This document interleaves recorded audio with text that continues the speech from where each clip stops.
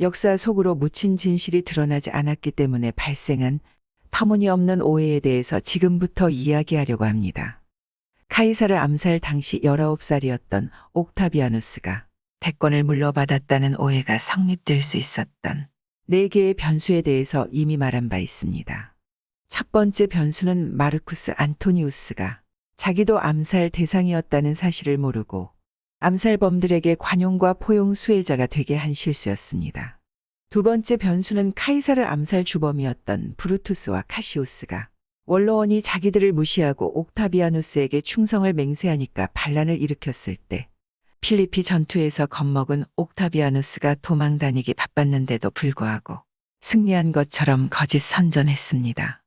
세 번째 변수는 시동생을 시켜서 옥타비아누스를 죽이려다가 들에 쫓기는 신세가 된 풀비아가 객사했다는 사실이 세상에 알려지면서 옥타비아누스는 유명세를 누리게 되었습니다. 네 번째 변수는 기원전 31년 마르쿠스 안토니우스에게 지원군을 전달할 것처럼 악티움 고지로 오게 하고는 뒤통수를 치는 수법으로 안토니우스를 파멸시킨 다음 내전을 종식시킨 것처럼 거짓 선전했기 때문에 옥타비아누스가 위대한 영웅으로 추대받게 되었습니다. 이처럼 옥타비아누스 배후 세력이었던 마이케나스와 호라티우스는 여러 차례 허위사실을 유포하면서 제정노마 기틀을 마련했을 뿐만 아니라 옥타비아누스를 정략 결혼에 이용하면서 권세를 누렸습니다. 기원전 49년 1월 7일 원로원은 최종 권고라는 이상한 공문을 갈리아 총독 카이사르에게 보낸 적이 있었습니다. 군단을 해산하고 귀국할 것을 명령합니다. 이 명령에 따르지 않으면 대권을 부여받은 폼페이우스가 원로원의 최종 권고에 따라 비상사태를 선포하고 당신을 국가의 적으로 간주하게 될 것입니다.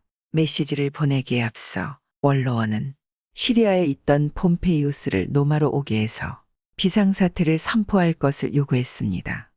기원전 73년 검투사 노예 스파르타쿠스가 반란을 일으킨 이후 카푸아에 상주하는 2개 군단 병력을 노마 가까운 곳으로 이동할 것도 요구했습니다. 그런데도 폼페이우스는 비상사태를 선포하지 않았고 군대를 이동시키지도 않았습니다. 최종 권고 공문을 받은 다음 해 1월 12일 카이사르는 루비콘 강을 건넜습니다. 그러자 1월 17일 폼페이우스가 제일 먼저 로마를 떠났습니다. 자기가 로마에 있으면 전쟁은 불가피하다고 보았기 때문이었습니다. 다음 날 집정관 마르켈루스와 렌툴루스를 비롯하여 보스파 의원들과 그들에게 딸린 가족들로 구성된 비난 행렬이 아피아 국도를 따라 남쪽으로 길게 이어졌습니다.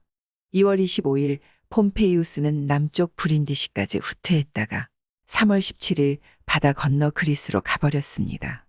폼페이우스를 만나려고 뒤따라갔던 카이사르가 19일 로마로 되돌아와서 불안해하는 시민들을 안심시키고 자신의 별장에 숨어있던 키케로를 찾아가서 회담 아닌 회담을 했습니다. 그런 일이 있고 나서 특별한 관직이 없었던 카이사르는 원로원 의원들이 피난을 갔기 때문에 유명무실해진 민중회의를 소집하고 선거인단을 구성한 다음 독재관이 되었습니다. 그 후 카이사르는 민중파라는 오해를 받게 되었습니다.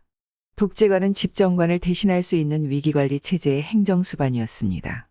독재관이 된 카이사르는 관용과 포용 정신에 입각한 정책을 발표하고 주조화폐를 발행했습니다. 고리대금업을 하던 원로원 의원들이 돈을 모조리 가지고 갔기 때문이었습니다.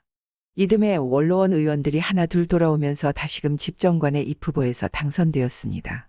그해 12월 13일 폼페이우스를 만날 요량으로 로마를 떠났습니다. 그러나 원로원 보수 세력에게 둘러싸여 있었던 폼페이우스를 만날 수 없었습니다. 2년 후 카이사르는 새로운 질서를 수립하지 않으면 올바른 정치를 펼 수 없다는 점을 다시금 강조했습니다. 정치범들에 대한 보복성 폭력 근절을 막기 위하여 새 법도 만들었습니다. 사형 제도를 폐지하고 국외 추방으로 대신했습니다. 연좌제를 적용하지 않기로 하고 살생부도 만들지 않았습니다. 국가가 공황 상태가 되면 사람들은 일신상의 안전만 도모하게 된다면서 공황 상태가 발생하지 않도록 특별 조치를 강구했습니다. 이처럼 개혁을 단행하면서도 카이사르는 사석이나 공석이나 가리지 않고 폼페이우스에 대한 평가를 신중하게 했습니다.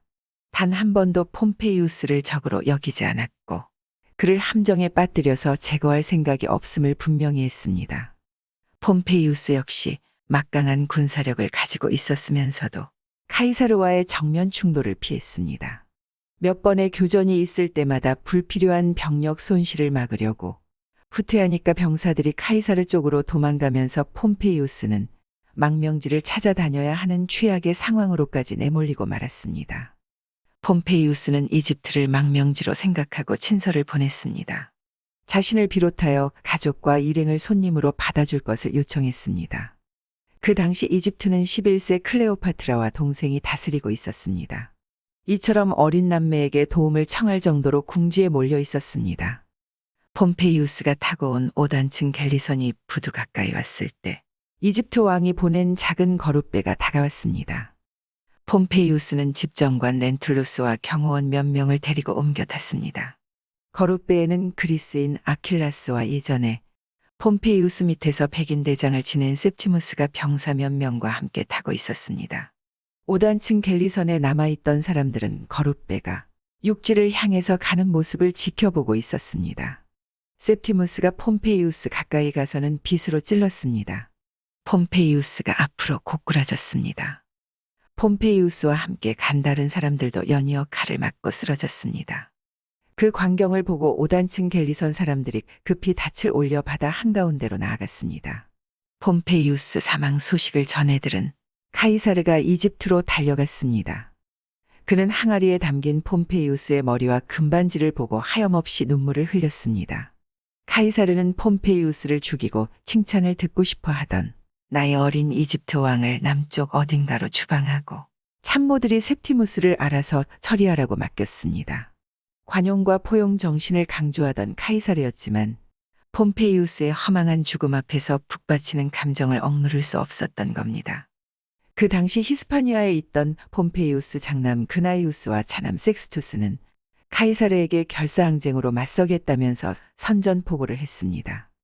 하지만 두 사람은 카이사르의 적수가 될 수 없었습니다. 장남은 히스파니아 남부지방에 문다 전투에서 전사했습니다. 차남 섹스투스는 도망 다니다가 기원전사 14년 카이사르가 암살당하니까 패잔병들을 규합하여 반군을 만들고 시칠리아, 코르시카, 사르데냐 세 지역을 점거하고 독자적 세력을 구축했습니다. 그런데도 마르쿠스 안토니우스는 대수롭지 않게 여겼습니다. 그러나 옥타비아누스의 책사가 된 마이케나스는 섹스투스를 위험인물로 간주하고 정치적 술수를 부리기 시작했습니다. 스크리보니아는 죽은 그나이우스의 장인 되는 사람의 누이였습니다. 마이케나스는 그녀와 옥타비아누스를 결혼시켜 그녀로 하여금 섹스투스와 연락을 닿게 한 다음 옥타비아누스로 하여금 섹스투스와 평화협정을 맺게 했습니다. 미세놈에서 섹스투스와 만난 옥타비아누스는 시칠리아, 코르시카, 사르데냐의 통치권을 양도한다는 협정을 맺고 헤어졌습니다. 이탈리아 반도 서쪽 티레니아 바다 해상권을 전부 양도한다는 협정이었습니다. 이처럼 섹스투스와 거짓 평화 협정을 맺고 마이케나스는 옥타비아누스로 하여금 알렉산드리아 마크 안토니에게 섹스투스가 해적질을 한다면서 전함을 보내라고 말했습니다. 해적을 소탕하고 함대를 돌려보내면서 2만여 병력도 함께 보낸다는 조건을 제시했습니다. 마르쿠스 안토니우스는 120척의 전함과 병력을 보냈습니다. 그 당시 함대사령관은 티베리우스 클라우디우스 네로였습니다. 옥타비아누스는 함대사령관을 수도 로마로 오게 하고 그 대신 마르쿠스 아그리빠를 보내 섹스투스와 싸우게 했습니다.